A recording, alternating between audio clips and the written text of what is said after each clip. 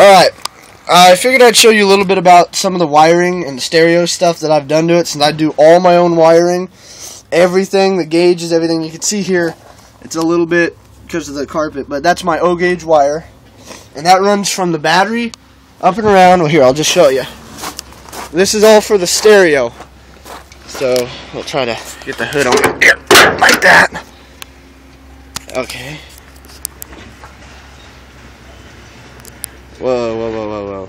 What's going on? Okay, there we go. Sorry about that.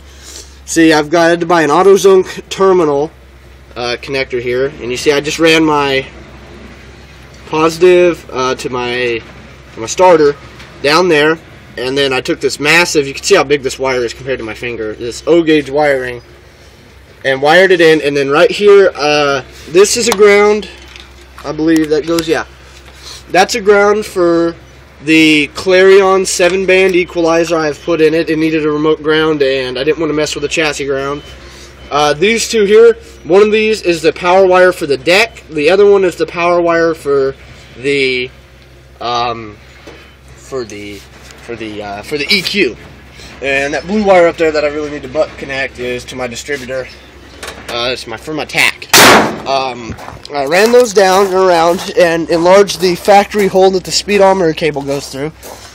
I ran them down in here, and you can see right here's one of the wires. I had to play with it earlier when my Blazer would not start back when I was working, and I just haven't tucked them yet to get them up out of the way.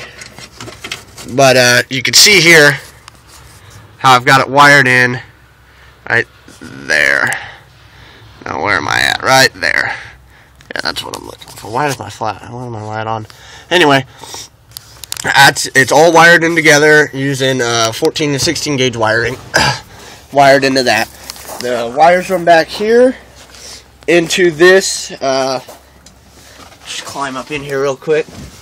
Into this capacitor I've got right here, which screwed perfectly to the inner fender well. It's out of the way. It looks pretty nice. Backlit blue. It's a 22 or 4400 watt, I believe, capacitor. It's a 4.4 farad. So yeah. And you can see I've got my 2 amps and subs. I'll show you a little more on that. One's a Pile 400 watt Marine. The other one's a Crunch Power Zone or Power One 2000 watt, and it's pushing 2 L515s. The 400 watt is pushing these kickers, which these 2 kickers are so good and clear sounding. I'll show you sometime. It's just unreal how good they sound,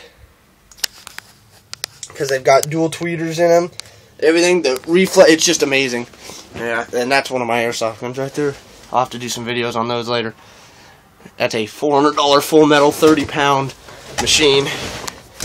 Okay, and my deck, me and my friend Austin used our his cutoff wheel, and what we did was we just took the stock location, widened it, and lengthened it height-wise, and then we took the stock bezel and just very carefully notched it and sanded it just right till it would fit. You can see how low the tolerance for clearance is below it, and above it it's not much bigger.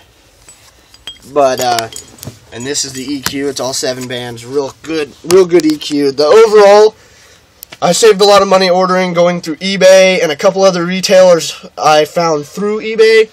And the deck I already had from when I had my S10 before. The EQ I bought off eBay for 50 bucks. The 6x9s I paid way too much here in a store in town and got those for 100. God damn zoom. And the subs and amp, I had the amps. The subs I got for a pretty good deal too. But here, I'll show you a little bit what it sounds like.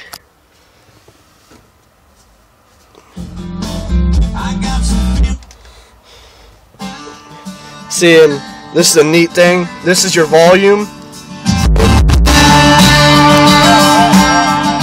And then I've got my sub-level remote. Tearing down a dirt road with a flag flying coon dog in the back. Truck bed loaded down with beer and a cold one in my lap. Earnhardt sticker behind my head and my woman by my side. Tailpipes popping and radios rocking, country boy can't survive. If you got a problem with that, you can kiss my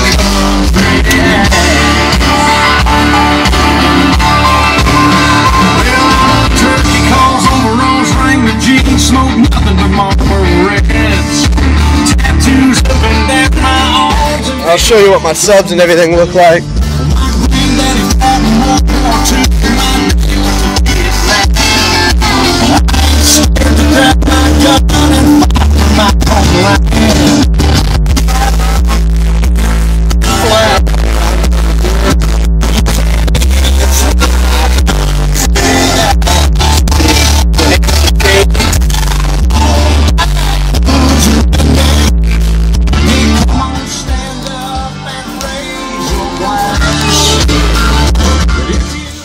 That's just a little bit about my stereo. I'll do some more songs eventually, but the only downside is, because of the way these old trucks set up, in order to keep the memory of the stereo, in other words, all your saved channels, your bass settings, your EQ settings, all of that stuff, for both trucks I had to do this and the step side.